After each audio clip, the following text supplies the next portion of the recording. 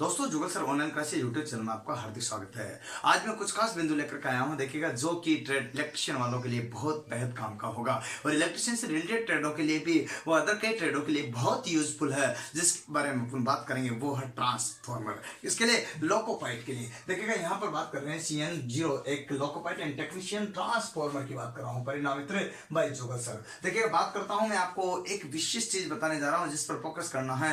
वो क्या है? देखिएगा, यहाँ पर जो बता रहा हूं, इससे पहले वाली वीडियो में मैंने आपको एक डाला हुआ ट्रांसफॉर्मर के भाग और भागों में कौन कौन सा किस तरह से कैसे कार्य करता है और उसका क्या क्या यूज है और वो किस तरह से क्या क्या चीजें उसमें मिलाई जाती है, ये सारी कार्य प्रणाली इससे पहले वाली वीडियो में मैंने आपको अपडेट दी गई है। इसके बाद में आगे का चरण में आपको ये वीडियो बना रहा हूँ। ये टोटल ट्रांसफॉर्मर 3 चरणों में पूर्ण होगा। पहला वीडियो आपको प्रोवाइड हो चुका है जो कि मैंने काफी पहले डाला था। दूसरा वीडियो आज बना रहा हूँ और तीसरा वीडियो एक और बनाऊंगा जिसके बारे में आपको फोकस करना है। तो देखिए, सबसे पहले मैं आज जो पढ़ा रहा हूं इसमें ट्रांसफॉर्मर में बात करते हैं। ट्रांसफॉर्मर क्या होता है? तो यहाँ आता है ट्रांसफॉर्मर रेशो, मतलब ट्रांसफॉर्मर परिभ्रमण। देखिए, अनुपात, तो यहाँ पर देखिए ट्रांसफॉर्मर अनुपात की बात करते हैं तो ये क्या होता है, इसकी लैंग्वेज क्या बनती है? अरे, सेकेंडरी कुंडली में घेरों की संख्या वो प्राथमिक कुंडली में घेरों की संख्या का अनुपात क्या कहलाता है? ट्रांसफॉर्मर अनुपात कहलाता है। परिभ्रमण अनुपात कहलाता है। तो यहाँ का समझ सकते हो, द्वितीय कुंडली में घेरों की संख्या और प्राथमिक कुंडली में घेरों की संख्या के अनुपात को क्या बोलते हैं? ट्रांसफॉर्मर रेशो कहा जाता है। देखिए, ट्रांसफॉर्मर रेशो की अगर बात करते हैं तो इसको के से व्यक्त करते हैं। किससे? के से मेंस किया जाता है। तो के मतलब होता है ट्रांसफॉर्मर रेशो और के बराबर जो कंडीशंस होती थी इसकी ये स्टेप बनती है NS/NP। NS/NP का मतलब होता है सेकेंडरी कुंडली में घेरों की संख्या और प्राथमिक कुंडली में घेरों की संख्या का अनुपात क्या कहलाता है? Transformer ratio. अगर इसको अपन फॉर्मूले में आगे लेकर चलते हैं तो आपको अच्छी तरह से पता है ई का मतलब क्या होता है? ई और एस का मतलब सेकेंडरी कुंडली में, ई का मतलब क्या होता है? यहाँ और यहाँ पे। तो प्राथमिक कुंडली में घेरों की संख्या व द्वितीय कुंडली में घेरों की संख्या का अनुपात ये हो गया। इसी तरह से अब आप अच्छी तरह से जानते हो कि यहाँ एस आया तो यहाँ भी एस आया, यहाँ पी आया तो यहाँ भी पी आया। ई का मतलब होता है EMF, इलेक्ट्रोमोटिव फोर्स, विद्युत वाहक बल, जिसका मतलब होता है वोल्ट, जिसकी इकाई होती है, जिसकी यूनिट होती है वोल्ट। देखिएगा, यहाँ पर मैं वही बात कर रहा हूँ। अब यहाँ जो कंडीशंस आती है नेक्स्ट में आपके, देखिएगा यहाँ EMF, जिसके कारण विद्युत वाहक बल जो होता है वो उससे उसका मात्रक वोल्ट बताया था। तो वोल्ट को लिख सकते हैं अपन यहाँ पर V से। अब विभव मतलब होता है वोल्ट, विभव मतलब क्या होता है? वोल्टेज। और यहाँ पर V को क्या होगा? VS अपन क्या होगा? VP। देखिएगा, यहाँ पर जो फॉर्मूला जनरेट कर रहा हूं मैं आपके, किसका? ट्रांसफॉर्मर रेशो का, वो क्या स्टेप बनती है इसी के बारे में देखिएगा। नेक्स्ट आपके साथ में आ जाता है। अब आपको पता तो वोल्टेज और धारा एक दूसरे के क्या होती है? अरे, यहाँ पर बात करते हैं तो वोल्टेज व धारा एक दूसरे के क्या होती है? वित्त क्रमानुपाती होती है। इसको बोलते हैं वित्त क्रमानुपाती। मीन्स होता है विलोमानुपाती या इनवर्स। मतलब होता है व्युत्क्रमानुपाती। ये कंडीशंस आपके एक दूसरे के क्या होती है? व्युत्क्रमानुपाती होती है। इसी स्थिति को देखते हुए यहाँ पर देखिए एक और बनेगा आई से रिलेटेड। और आई की बात करते हैं तो आई आपके सामने कंडीशंस क्या आ जाएगी? तो आई यहाँ जो कंडीशन ऊपर क्या चला जाएगा? पी, और यहाँ क्या चला जाएगा? IS। देखो, यहाँ अंतर क्या आया? यहाँ की विपरीत कंडीशन। यहाँ सभी में एस आ रहा था लेकिन यहाँ पर चेंज हो गया। यहाँ एस नीचे आ गया, यहाँ पी ऊपर चला गया। मतलब व्युत्क्रमानुपाती, विलोमानुपाती, इनवर्सली प्रोपोर्शनल या रेसिप्रोकल होता है ना। तो देखिए, यहाँ पर जो कंडीशंस आपके सामने विलोमानुपाती विषय को ही बोलते हैं। इतने सारे निकनेम है इसके, जिसके बारे में बात कर रहा हूँ। नेक्स्ट देखिएगा, एक एक चीज को क्लियर कीजिएगा। जब यहाँ पर प्राथमिक कुंडली में घेरों की संख्या कम और द्वितीय कुंडली में घेरों की संख्या के ऊपर ही सारी कंडीशंस होती है। इसका मतलब प्रतिरोध भी इसी के अनुसार होगा। प्रतिरोध का मतलब आर एस तो होगी। आर एस का मतलब प्रतिरोध किसका? सेकेंडरी कुंडली में प्रतिरोध। और यहाँ प्राथमिक कुंडली में प्रतिरोध। ये कंडीशंस आपके साथ आती है। ये सारे के सारे इक्वेशन आपकी बनती है किसकी? ये सारी की सारी इक्वेशन, इससे फॉर्मूला निकलता है और इसी से आपके जितने भी सवाल न्यूमेरिकल बनते हैं ट्रांसफार्मर से, इसी में से आते हैं। जितने भी सवाल आपके न्यूमेरिकल बनते हैं ट्रांसफार्मर से, वो इसी के आते हैं। इसी में से कोई सा भी दो, यहाँ पर 3 दे देते हैं, एक पूछ लेता। कोई भी 3 दे देते हैं, एक पूछ लेता। कभी कभी ऐसा देता है कि इसको निकला दे, यहाँ पर इसमें से पूछ लेता है। ऐसी कई स्टेप बन जाती है आपके साथ में, जिसके आधार पर मैं एक आध सवाल आपको करा देता हूं जिससे कि आपको कम समय में क्विकली, जिससे कि आपको जानकारी हो सके कि कैसा कैसा क्वेश्चन आपके आ सकता है। चलिए, मैं इसी के बारे में बात करता हूं, लेकिन आपको मैं पहले एक बार फिर से रिवाइज करा देता हूं कौन सी चीज क्या है, तो आपको असुविधा नहीं होगी और कोई प्रॉब्लम्स आपके सामने नहीं होगी। देखिए, के का मतलब था ट्रांसफार्मर रेशो, ठीक है। अब ट्रांसफर रेशो की बात करते हैं तो इसकी कोई यूनिट नहीं होगी, ठीक है। बात करते हैं, देखिए यहाँ पर जो कंडीशन आता तो के, अब NH मतलब क्या होता, सेकेंडरी कुंडली, S का मतलब सेकेंडरी, N का मतलब कोयल कुंडली। यहाँ पर घेरों की संख्या जो होती है, यहाँ पर NP मतलब प्राथमिक कुंडली में घेरों की संख्या। यहाँ ES का मतलब था इलेक्ट्रोमोटिव फोर्स, विद्युत वाहक बल सेकेंडरी कुंडली में यहाँ पर, और यहाँ पर प्राथमिक कुंडली में विद्युत वाहक बल इलेक्ट्रोमोटिव फोर्स। यहाँ पर E विद्युत वाहक बल का मतलब क्या होता है, वोल्टेज विभव, वोल्टेज विभव। तो सेकेंडरी कुंडली में वोल्टेज और प्राथमिक कुंडली में वोल्टेज, जैसा दिया गया वैसा वैसा देख लीजिए। यहाँ पर क्या होगा, यहाँ देखिए सेम कंडीशन, धारा और वोल्टेज एक दूसरे की क्या होती है, विलोमानुपाती होती है, वो कंडीशन मैंने अभी लिखी थी। और विलोमानुपाती होती है, यहाँ देखिएगा I की जगह क्या आ गया, P। तो प्राथमिक कुंडली में धारा और यहाँ द्वितीय कुंडली में धारा, इनवर्स हो गया, देखो उल्टा, ये सब ऐसे सारा यहाँ पर देखो उल्टा हो गया, यहाँ पी चला गया। और आर का मतलब होता है रेजिस्टेंस, और सेकेंडरी कुंडली में रेजिस्टेंस और प्राथमिक कुंडली में। ये पूरा फॉर्मूला अगर आपको ध्यान रह जाता है, इससे एक क्वेश्चन आपका न्यूमेरिकल जो आएगा, मतलब आज की क्लास में कम से कम लोकोपाइड बनने के लिए क्वेश्चन आपका रेडी करा दूंगा इसी 15 मिनट के अंदर अंदर। बस आप बने रहेगा, साथ रखिएगा। देखिएगा मैं आपको बताने जा रहा हूं, इसमें से कुछ क्वेश्चंस आते हैं, तो देखिए एक आध क्वेश्चन मैं आपको समझा भी देता हूं, भी प्रैक्टिकल। इधर देखिएगा, यहां पर किसी, देखिएगा किसी परिणामित्र, लैंग्वेज ये अति ध्यान रखना, परिणामित्र का परिभरण, देखो लैंग्वेज ये आती, अनुपात 5:3 है, जबकि प्राथमिक कुंडली में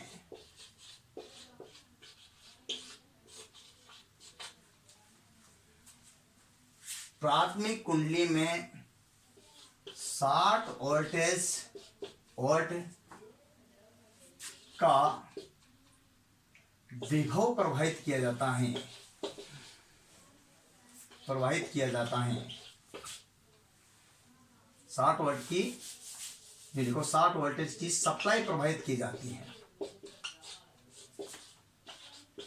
अच्छा लगेगा थोड़ा, लैंग्वेज जो सेम आ जाएगी, सप्लाई प्रवाहित की जाती है।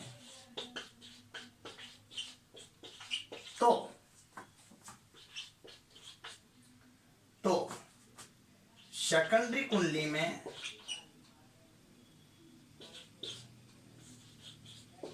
में विभव की गणना कीजिए।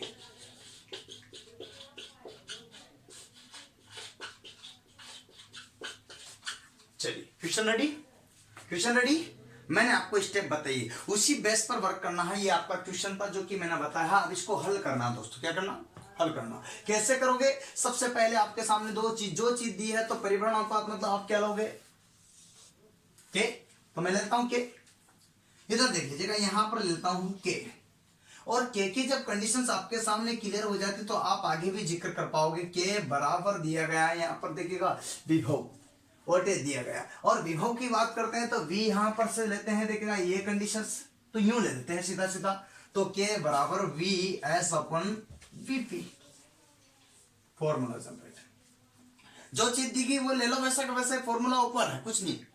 2 की जगह 3 चीज दी तो एक और बराबर करके उसको डाल देंगे, राइट। तो परेशान होने की जरूरत नहीं, मैंने एक एग्जांपल के लिए आपके सामने पेश कर दिया, जिससे आपको किसी भी तरह की प्रॉब्लम्स नहीं होगी, उम्मीद करता हूं। के की वैल्यू जो दी है यहां पर देखिए कितनी दी है, राइट। अब 5:3 को अपन यूं भी लिख सकते हैं, यहां जो है 5 बटे, राइट देन, तो ये चीज आपको क्लियर होगी। इसका मतलब आपको के वाली कंडीशन क्लियर होगी।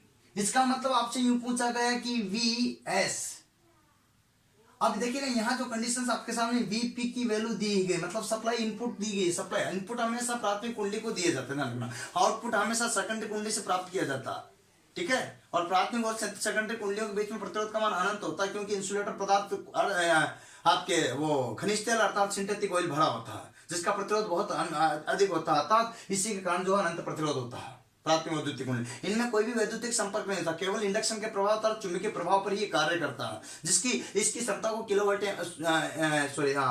देखिएगा केवीए किलोवाट एम्पीयर में मापा जाता है, क्षमता अर्थात रेटिंग को। ये कंडीशंस आपके साथ होती है। देखिए यहाँ पर इसका मान दिया गया 60 वोल्ट, कितना दिया गया 60 वोल्ट, देख लीजिएगा गणना कर लेकर। इसका मान दिया गया 60 वोल्ट, और 60 वोल्ट की कंडीशंस बात करते हैं तो इसके आधार पर फॉर्मूला अपने पास ये ही सी ज्ञात क्या करना है इसमें, वीएस, ज्ञात क्या करना है, वीएस। फॉर्मूला आपके साथ हो गया, पूर्ण कंडीशंस होगी, परेशान होने की जरूरत नहीं, क्यों क्लियर हो जाता है ये, मैं आपको विस्तार से एक एक चीज बताना चाह रहा हूं जिससे कि आपको असुविधा नहीं होगी, बस इतना ही ध्यान रखिएगा, बाकी और कोई भी परेशानी आपके सामने नहीं आएगी। तो इसमें जैसा चीज है वैसा वैसा, तो क्या की जगह में क्या लिख दूं दोस्तों, बोलो, 5 बराबर की जगह क्या लिख दूं, बराबर।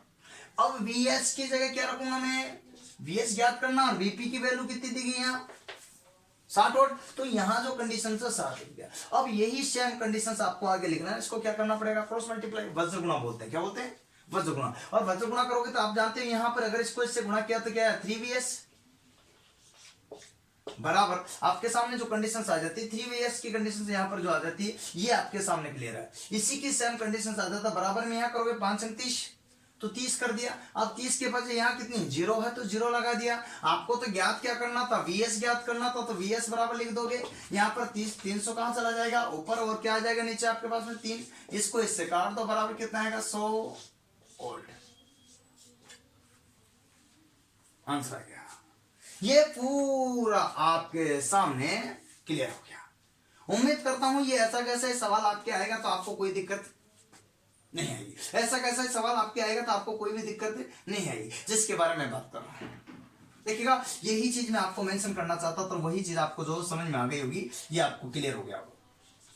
इसके स्क्रीनशॉट ले लिया करो, जिससे कि आपको आगे करने में सुविधा रहे, कोई भी प्रॉब्लम्स आपके सामने न हो पाए। अब बात करते हैं ट्रांसफार्मर जो अप और डाउन के आधार पर, किस पे, अरे वोल्टता के आधार पर, किसके आधार पर, वोल्टता के आधार पर ट्रांसफार्मर कितने प्रकार के होते हैं, 2 प्रकार। कितने प्रकार के होते हैं दोस्तों, अरे वोल्टता के आधार पर ट्रांसफार्मर 2 प्रकार के होते हैं, और उन्हीं का ही मैं जिक्र करना चाहता हूं। ये आपने ले लिया होगा, इसके बाद मैं इसको मिटा देता हूं, इसके आगे और लिखते हैं। देखिए इधर क्लियर करते हैं, ये आपने समझ लिया, और ये सवाल भी हो गया। ऐसे कई भी सवाल आपसे पूछ ले कोई भी, इनमें से दे देगा, ऊपर फॉर्मूला रहा वही आंसर आपको देना होगा उसी बेस पर। मैंने एक एग्जांपल के तौर पर आपको बता दिया, इस टाइप के न्यूमेरिकल सवाल आपके श्योर एग्जाम में देखने को मिलेंगे, मैं आपसे वादा कर रहा हूं, डन। और वो भी CBT 2 में लॉकअपाइट के लिए।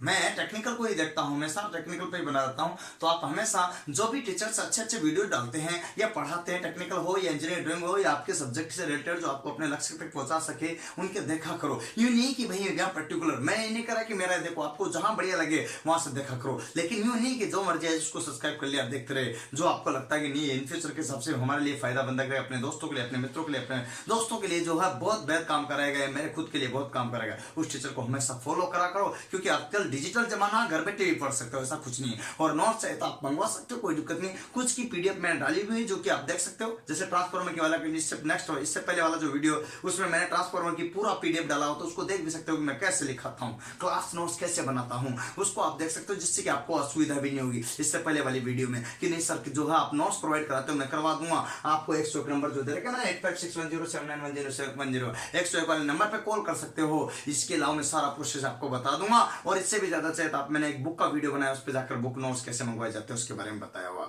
तो ये भी कर सकते हो। लेकिन इसके देखने के लिए पहले आप एक एग्जांपल देख सकते हो। इससे पहले वाला वीडियो ट्रांसफार्मर का, उसमें PDF डाली हुई मैंने ट्रांसफार्मर की, मैं कैसे लिखाता हूं, किस तरह से लिखाता हूं और क्या क्या पढ़ाता हूं, उन सभी को आपको देखना होगा, तब जाकर पार पड़ेगी। मेरे कहने से नहीं, आपके कहने से नहीं, पढ़ना पड़ेगा। तो देखिएगा यहाँ पर वोल्टता के आधार पर किस पर बात करते हैं, वोल्टता के आधार पर लिखिएगा, वोल्टेज के अनुसार या आधार पर परिणामित्र 2 प्रकार के होते हैं। परिणामित्र 2 प्रकार के होते हैं। कितने प्रकार के होते हैं मैंने आपको बता दिया।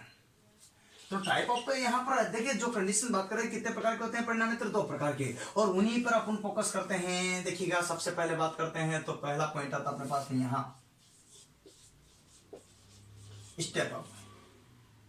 स्टेप देखिए यहां पर बात करते हैं तो स्टेप अप जिसकी बात करते हैं, तो स्टेप अप का मतलब होता है स्टेप अप ट्रांसफार्मर, राइट।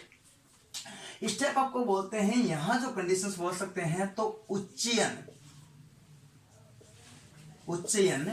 परिणामित्र। ये लैंग्वेज हिंदी की है, शुद्ध हिंदी की, गूगल ट्रांसलेट जो कि RRB वाले करते हैं, इंग्लिश वाला ही मान्य होता, तो इंग्लिश का जो वर्ड देकर हिंदी में कन्वर्ट करते थे ऐसा ही बनता। तो हिंदी उच्चयन ट्रांसफार्मर है ना, परिणामित्र, उच्चयन परिणामित्र होता है, जिसके बारे में हम बात करेंगे। एक और होता है जिसको बोलते हैं step down. Step down transformer. Step down का मतलब होता है यहाँ पर अपचयन, अपचयन परिणाम मित्र। एक तो क्या था उच्चयन था, एक अपचयन था, दोनों का स्टेप में कवर कर दूं तो कोई दिक्कत आपको नहीं होगी। मतलब यूं कह सकते हैं इसके लैंग्वेज को मैं एक शॉर्ट तरीके से समझाने की कोशिश करूंगा तो शायद आपको इजी तरीके से समझ में आ जाएगी। यहां पर मैं बात करता हूं के, यहां पर बात करता हूं किसकी, के की। और के का मतलब आप अच्छी तरह से जानते हो ये होता है परिभ्रमण अनुपात। और यहां जो कंडीशंस होती थी इसमें क्या होगा, यहां जो कंडीशंस होती है इसको अच्छी तरह से जानते हो तो के का मतलब इकाई, इकाई का मतलब एक होता है तो ये इकाई होगा, यूनिटी जिसको बोल सकते हैं तो यूनिटी। तो ये जो कंडीशंस होती है इसमें क्या होता है कि यहाँ जो स्टेप अप या वोल्टेज को बढ़ाने का कार्य करता है। इसका वास्तविक यूज क्या होता, वोल्टेज बढ़ाने हेतु। क्या यूज होता, वोल्टेज बढ़ाने हेतु अर्थात अप करने हेतु, इंक्रीज करने हेतु, यह है इसका वास्तविक यूज।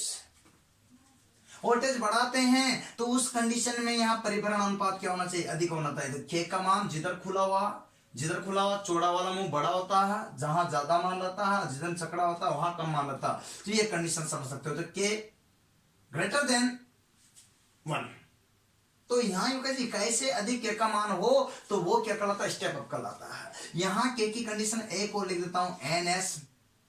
अब एक और आता एनपी, वही घेरों की संख्या प्राथमिक और सेकेंडरी में। इसका मतलब ग्रेटर देन कौन सा होना चाहिए, सेकेंडरी में ज्यादा रहेगी तो आउटपुट ज्यादा देगा, आउटपुट ज्यादा देगा तो स्टेप अप हो जाएगा, वोल्टेज बढ़ जाएंगे।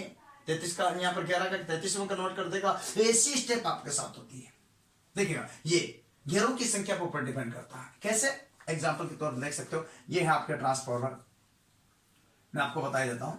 देखिएगा यहाँ जो कंडीशंस आपके साथ होती है पूरा का पूरा आपके सेम ट्रांसफॉर्मर होता है जिसके बारे में बात करते हैं तुम। इधर देखो, मैं यहाँ एक एग्जांपल आपके सामने पेश कर रहा हूं जिससे कि आपको क्लियर हो जाए। मैं स्टेप अप ट्रांसफार्मर बनाने की कोशिश करता हूं, आपको शायद ये बात समझ में आ जाएगी, इजी गोइंग, कोई दिक्कत आपको नहीं आएगी। ये प्राथमिक कुंडली है जिसमें अपन क्या करते हैं P1 और P2 लिखा रहता है। यहाँ पर सेकेंडरी कोइल होती है, यहाँ पर सेकेंडरी कोइल है जिसमें S1 और S2 लिखा रहता है। यहाँ पर इसमें इनपुट दिया जाता है, इससे आउटपुट प्राप्त किया जाता है। अब आप बताइए इसमें घेरों की संख्या किसमें ज्यादा लग रही है, सेकेंडरी में, राइट। देन अरे घेरों की संख्या किसमें ज्यादा, चुंबकीय फ्लक्स होगा जिसके कारण ये कार्य करेगा, वो फैराडे के चुंबकीय प्रेरण के आधार पर।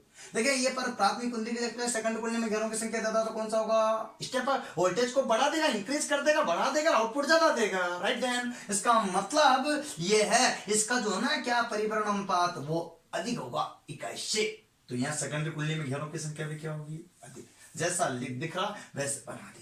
इसके बाद देखिएगा यहाँ जो कंडीशंस आपके सामने आई है उसके अलावा एक और जिक्र मैं करना चाहता हूं। देखिएगा सेकेंडरी के बाद अब यहाँ जो कंडीशन ईएमएफ उत्पन्न होता कि नहीं होता, तो सेकेंडरी में ईएमएफ विद्युत वाहक बल जिसका मतलब वोल्टेज होता, प्राथमिक में ईएमएफ, सेकेंडरी में ईएमएफ और प्राथमिक में ईएमएफ, वही ग्रेटर देन सेम डिट्टू।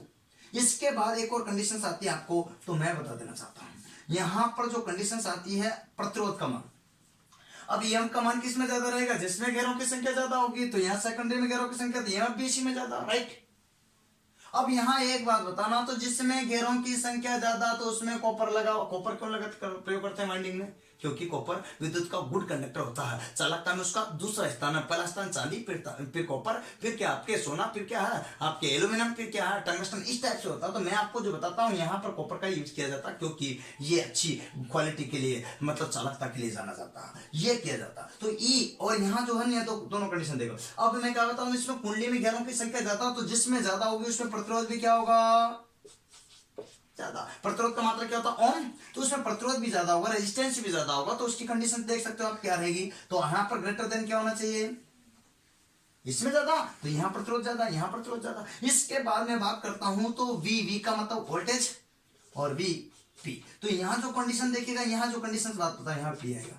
देखिए यहाँ जो कंडीशन बात कर रहा हूं तो ऐसी कंडीशन आपको ध्यान रखना। तो अब यहाँ जो कंडीशन आएगा, जब यहाँ ईएमएफ ज्यादा तो यहाँ वोल्टेज भी ज्यादा होगा, सेकेंडरी में ज्यादा होगा, आउटपुट जिसमें ज्यादा देंगे उसमें वोल्टेज ज्यादा प्राप्त होगा, राइट। यहाँ पर इसमें कम है तो कम, छोटा वाला मुंह कम वाला, बड़ा वाला मुंह अधिक वाला, राइट। चलिए लास्ट में आपको मैंने अभी भी बताया था कि धारा और वोल्टेज क्या होता है एक दूसरे के विलोमानुपाती होती है। धारा और वोल्टेज एक दूसरे के विलोमानुपाती होती है। इसका मतलब ये सिंबल जो यूं लगा था, अब इस सिंबल का परिवर्तन है। इसका मतलब यहां जो कंडीशन है, धारा का मान क्या हो जाता, स्टेप अप ट्रांसफार्मर में धारा क्या होगी, धारा क्या होगी, अधिक, और वोल्टेज क्या होगा, यहाँ देखिए धारा में क्या होगी, यहाँ कंडीशन देखना किसमें, प्राथमिक कुंडली में, यहाँ उल्टा कंडीशन है इधर। ये दोनों एक दूसरे के इनवर्स होते हैं। क्या होते हैं, इनवर्स होते हैं। इसीलिए मैं बता रहा हूं यहां पर ये स्टेप बनती है, इसीलिए मैं यहां पर बता रहा हूं ये स्टेप बनती है। अतः इसके लिए जो कंडीशन बनी है ये है, आप देख सकते हो इसी तरह से। अब इसका जो यूज किया है वो कहां करते हैं अपन, स्टेप वोल्टेज बढ़ाने के लिए, जैसे ट्रांसमिशन लाइन में, ट्रांसमिशन के लिए करते हैं ना, मतलब पारेषण करते हैं ना अपन, जहां विद्युत का उत्पादन करते हैं वहां पर पारेषण करते हैं। जैसे एग्जांपल के तौर समझ सकते हो आप, एग्जांपल के तौर तरीके पे समझ सकते हैं। तो कैसी स्टेप बन जाएगी, जैसे ट्रांसमिशन लाइन क्या 11 केवी उत्पादन करते हैं, सामान्यतः अपन अल्टरनेटर के द्वारा उत्पादन कितना करते हैं, 11 केवी, अधिकतम 33 कर सकते हैं, लेकिन सामान्यतः का जिक्र करते हैं। इसको क्या करते हैं, यहाँ स्टेप अप ट्रांसफार्मर लगाया और लगा के क्या कितने बदल दिया, 33 केवी में। और आप अच्छी तरह से जानते हो, आप अच्छी तरह से जानते हो कि अपन यहां पर विद्युत का उत्पादन करते हैं तो 11 केवी के लिए, मतलब 11,000 वोल्टेज के लिए, और 11,000 वोल्टेज को यहां अप ट्रांसफार्मर लगा करके कितने बदल दिया आपको, 33,000 वोल्ट। इसका मतलब स्टेप अप हो गया। अब स्टेप अप हो गया तो आपको पता 33,000 से ऊपर अपन क्या करते हैं, पारेषण करते हैं, मतलब ट्रांसमिशन करते हैं। क्या करते हैं, 11 केवी से कम पे क्या करते हैं अपन, डिस्ट्रीब्यूशन करते हैं। क्या करते हैं, डिस्ट्रीब्यूशन। ये चीज आपको ध्यान में। तो यहां पर कैसी कैसी स्टेप हुई, उम्मीद करता हूं ये आपको समझ में आ रही होगी। एक बात और बता देना चाहता हूं कि यहां जो कंडीशन था, अब आपके जाता है स्टेप, आपके बाद स्टेप डाउन आ जाता है, और डाउन की भी सेम कंडीशन हो जाती है। मैं एक पिक्चर आपके सामने बना देना चाहता हूं जिससे कि आपको क्लियर हो जाए कि कैसी स्टेप इसके साथ रहती है। डाउन की भी जो सेम कंडीशन है वो मैं आपके सामने बना देना चाहता हूं जिससे कि आपको ये क्लियर हो जाए कि कैसी स्टेप इसके साथ में रहती है। मैं डिटो आपको बता देना चाहता हूं कि कैसी स्टेप आपके साथ होगी और किसी तरह से आपको कोई तकलीफ नहीं होगी। ये मैं कोर बनाया हूं, क्या बनाया हूं, कोर। अब आपको ध्यान है ये प्राथमिक कुंडली, प्राथमिक कुंडली में क्या रहेंगे, वाइंडिंग। किसकी वाइंडिंग रहेगी, किसकी वाइंडिंग रहेगी, बोलो, तांबे की, क्योंकि तांबा विद्युत का अच्छा चलेगा। तो यहाँ P1 और यहाँ P2। यहाँ पर, यहाँ सेकेंडरी कुंडली में देखिएगा घेरों की संख्या क्या होगी, देखना यहाँ जो अंतर है इसमें कुछ अंतर नजर आएगा आपको। यहाँ पर क्या होगा, S1 और यहाँ क्या होगा, S2। ये कंडीशंस है, इसमें कंडीशंस आप देख सकते हो यहाँ पर क्लियर कि कैसे स्टेप। तो यहाँ घेरों की संख्या ज्यादा, इसका मतलब यूं कर सकते हैं, इसका मतलब यूं कर सकते हैं, देखिएगा यहाँ जो है आपके के मतलब ट्रांसफॉर्मर परिवर्तन रेशो जो है, किसकी बात कर रहा हूं, ट्रांसफॉर्मर परिवर्तन जो रेशो है उसके बारे में बात करता हूं। तो ये के होता है, इस के का मान यहां से विपरीत कंडीशंस हो जाएगा, मतलब इकाई से अधिक हो जाता। यार यहाँ पर जो है इकाई से अधिक हो जाता तो इसका मतलब ये कंडीशन हो जाती है। एक बात और बताता हूं, यहाँ पर भी वही एन एस, यहाँ पर एन पी, यहाँ पर देखिएगा सेम कंडीशंस आपको देखना है। क्या लिख दूं, ई एस, यहाँ ई पी, यहाँ पर क्या लिख दूं, आर एस, यहाँ पर क्या लिख दूंगा, आर पी, यहाँ पर क्या लिख दूंगा, वी एस, यहाँ पर क्या लिख दूंगा, वी पी, यहाँ पर क्या लिख दूंगा, आई एस। बोलो, आई पी। देखो डिट्टू आपने यहाँ का यहाँ छाप दिया है, अंतर क्या, अंतर क्या, उसमें देखिएगा यहाँ घेरों की संख्या इसमें सेकेंडरी में ज्यादा थी, यहाँ प्राथमिक में ज्यादा। इसका मतलब यहाँ सिंबल चेंज हो गया, यहाँ खुला वाला मुंह इधर हो गया। तो इसका मतलब ये सेम कंडीशन, ये सेम कंडीशन, ये सेम। जब इसमें घेरे ज्यादा तो प्रतिरोध इसी में ज्यादा होगा, इसमें घेरे ज्यादा तो प्रतिरोध भी इसमें ही ज्यादा होगा, वोल्टेज इसमें ज्यादा होगा, ईएमएफ भी इसमें ज्यादा होगा। लेकिन वोल्टेज की क्या होती, धारा व्युत्क्रमानुपाती थी। देखो मैच करो, देखो इधर देखो और इधर देखो, दोनों स्टेप को चेक करो आप, यहां पर क्लियर हो जाएगा। इसमें ही चेंज है लास्ट वाले में, और यहां पर जो सेम कंडीशन है, यहां पर जो सेम कंडीशन, इसका मतलब ये कंडीशन है कि इसका जो यूज करेंगे अपन, कहां करेंगे, वोल्टेज को, विभव को, अरे वोल्टेज को घटाने हेतु, अरे घटाने के लिए जो यूज करते हैं वो कहां करेंगे, ये समस्या आपको ध्यान होना चाहिए। तो यूज करेंगे अपन कहां पर, डिस्ट्रीब्यूशन में। कहां करेंगे, डिस्ट्रीब्यूशन में। डिस्ट्रीब्यूशन करते हैं ना अपन, डिस्ट्रीब्यूशन लाइन के लिए देखिएगा यहाँ पर मतलब वितरण हेतु, विद्युत का वितरण के लिए किसका प्रयोग करेंगे अपन, यहाँ इसमें भी चुंबकीय फ्लक्स होगा, वही फैराडे के चुंबकीय प्रेरण के आधार पर ये कार्य करेगा। सेम कंडीशन में आपको बता रहा हूं। तो अब आप जानते हो कि यहाँ जैसे एग्जांपल मैं समझा सकता हूँ, ये कितने यहाँ पर देखिए कंडीशन 33 kV आई है आपके वहां पर कैप्चर 33 kV कहाँ पास वाले घरों के आसपास का जो लगे रहते हैं ना सब स्टेशन, उस पर 33 kV आई। इस 33 kV को ये जो है ना कौन सा डाउन वाला ट्रांसफॉर्मर किसमें बदल रहा है, यहाँ 11 kV। अच्छा यूं भी कर सकते हैं 33 kV को अपन क्या बोल सकते हैं 33,000। अरे यहाँ पर क्या आ जाएगा वोल्ट, और 33,000 वोल्ट को क्या कर रहा है डाउन वाला, क्या करता यहाँ पर 11,000 वोल्ट में। इसका मतलब आपको ये क्लियर हो गया कि इसका उपयोग कहां करें वोल्टेज को घटाने के लिए, इसका उपयोग कहां करते हैं वोल्टेज को बढ़ाने के लिए। यहां जो कंडीशंस है आपको क्लियर हो गया। के का मतलब परिभ्रमण अनुपात, ए का मतलब इकाई की। तो वह कौन सा ट्रांसफार्मर है जिसमें क्वेश्चन आ जाता है, वह कौन सा ट्रांसफार्मर है जिसमें यहां परिभ्रमण अनुपात का मान, मतलब यहां पर ही बोल सकते हैं ट्रांसफार्मर रेशो का मान इकाई से क्या होता हो, कम होता हो तो ज्यादा होता हो तो अप, और कम होता हो तो डाउन। अरे वह कौन सा ट्रांसफार्मर है जिसमें सेकेंडरी कुंडली में घेरों की संख्या प्राथमिक की अपेक्षा कम होती हो, ये कम है यदि तो डाउन, और अधिक होती तो क्या करेगा अप। अंतर देख लो सेम डिट्टू हूबहू, यहां पर भी सेम कंडीशन है जिसमें ईएमएफ का मान क्या होता है सेकेंडरी में कम होता हो, अधिक होता हो। ये आपके देखो अप डाउन, यहाँ पर प्रतिरोध का मान किसमें ज्यादा रहेगा, जिसमें क्या होगी वाइंडिंग ज्यादा होगी, तो किसमें वाइंडिंग प्राथमिक में, यहाँ पर सेकेंडरी में होगा। उल्टी कंडीशन एक दूसरे के देखो लास्ट में ये देखिए जो स्टेप है इसको जरूर से ध्यान रखना, क्योंकि धारा और वोल्टेज एक दूसरे के व्युत्क्रमानुपात होती है, ये स्टेप दो चेंज होती है लास्ट में, बाकी इक्वलाइजेशन रहती है। उम्मीद करता हूँ इससे कोई क्वेश्चन आएगा तो आप बता ही दोगे, कोई तकलीफ आपको नहीं आएगी, है ना। और आपको याद है कि ट्रांसफार्मर की जो दक्षता है एफिशिएंसी है, क्या है एफिशिएंसी है, ट्रांसफार्मर की जो एफिशिएंसी है जिसके बारे में बात कर रहा हूं नीटा, यहां पर आप जानते हो अच्छी तरह से कितनी होती है 98%, कितनी होती है 98%। और आप जानते हो अच्छी तरह से एक ऐसा ट्रांसफार्मर होता है जिसको बोलते हैं आइडियल, क्या बोलते हैं देखिए जिसको बोलते हैं आदर्श ट्रांसफार्मर। और आदर्श ट्रांसफार्मर की अगर बात करता हूं तो आदर्श ट्रांसफार्मर की दक्षता कितनी होती है 100%, क्योंकि इसमें लॉस कितने होते हैं, लॉस कितने होते हैं 0। कारण क्योंकि उसकी कंडीशन होती के बराबर 1 NS बराबर NP, और आगे की भी सेम कंडीशन से वो की वैल्यू जाएगी। जैसे सेम कंडीशन आप समझ सकते हो क्या आ सकता है, देखिए यहाँ पर VS बराबर VP, और यहाँ पर ES बराबर EP, ES बराबर क्या आएगा EP, और यहाँ पर RS बराबर RP, और यहां पर देखिएगा IS बराबर IP। तो इसका मतलब सारी जब कंडीशन सेम है तो लॉस क्या होगा 0। तो दक्षता कितनी आएगी 100%, लेकिन ये एकमात्र कल्पना है, वास्तविकता नहीं है। अतः इसको कल्पना बोलेंगे, ये अपन सपना देख सकते हैं कि नहीं मैं जो पढ़ रहा हूं उसमें से 100% बैठेगा, मैं जो सोच सकता हूं कि मैं जो पढ़ा रहा हूं इसमें से 101% आएगा, ये मैं कल्पना कर सकता हूं कि 100% आएगा। ऐसा 100% संभव नहीं है, क्योंकि अधिकतम दक्षता कितनी हो सकती है 98%। कितनी हो सकती है 98%। अब आपको किसी भी ट्रांसफार्मर की अधिकतम दक्षता प्राप्त करनी है तो कॉपर लॉस और ताम्र लॉस, मतलब आपको आयरन लॉस, और यहाँ पर जो कंडीशन से अपन बात कर रहे हैं आयरन लॉस व कॉपर लॉस दोनों बराबर होना चाहिए। अरे यहाँ पर लॉस की बात करते हैं तो इसको बोलते हैं W, हानियों का मात्रक होता है वाट, और W यहाँ कॉपर लॉस, और यहाँ पर बात करते हैं तो लॉस की बात करते हैं तो W आयरन लॉस, ये क्या होना चाहिए बराबर। तो दक्षता कितनी आ जाएगी अपने पास में 98%।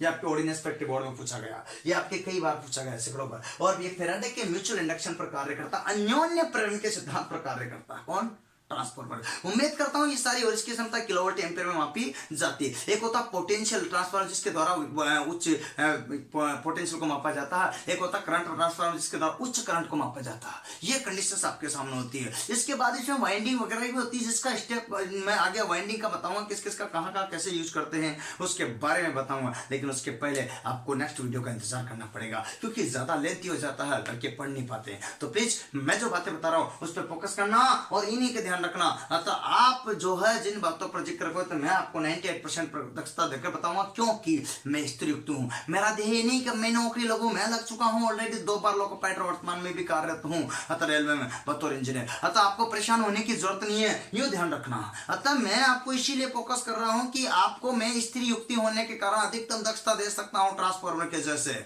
लेकिन जो लोग लगे नहीं, मैं नहीं कह रहा कि वो नहीं पढ़ा सकते, लेकिन अगर पढ़ा सकते तो पढ़ेगा, लेकिन अनुभव का फर्क पड़ता है। आपको अपने घर का रास्ता बखूबी जानते हो, मैं मेरे घर का रास्ता जानता हूं, क्योंकि रेल मेरा घर है, अपना घर है। आज और आप टीचर स्टूडेंट है, कल आप और हम सहकर्मी होंगे, क्योंकि मैं जिस पद पे गया हूं उस पद पे तुम्हें ले जाऊंगा। वहां कहां पर कांटे पत्थर झाड़ झाकड़ नदियां हैं, उन नाव में मैं बिठाकर तुम्हें पार लगाऊंगा, क्योंकि मेरे को पता है कि किस रास्ते पर किस कॉर्नर पर नाव खड़ी है, वहां पर जो आप डूबोगे नहीं, और उसको खेने में मैं आपका पूर्ण सहयोग करूंगा। लेकिन मैं अकेला भी कुछ नहीं, सहयोग आपका और हमारा दोनों का मिलकर रहेगा। तो दोस्तों, अगर मेरे ये वीडियोज आपको अच्छे लगते हो तो प्लीज सब्सक्राइब करा करो, शेयर करा करो, लाइक करा करो। मैं यकीन से कर रहा हूं आपको आपके लक्ष्य तक पहुंचा के रखूंगा, तब जाकर के मैं सुकून रहूंगा, यही चाहता हूं। प्लीज ध्यान रखिएगा, please subscribe share and like जरूर कीजिएगा। आज के लिए इतना ही, फिर मिलेंगे ब्रेक बाद। जय हिंद, जय भारत, वंदे मातरम।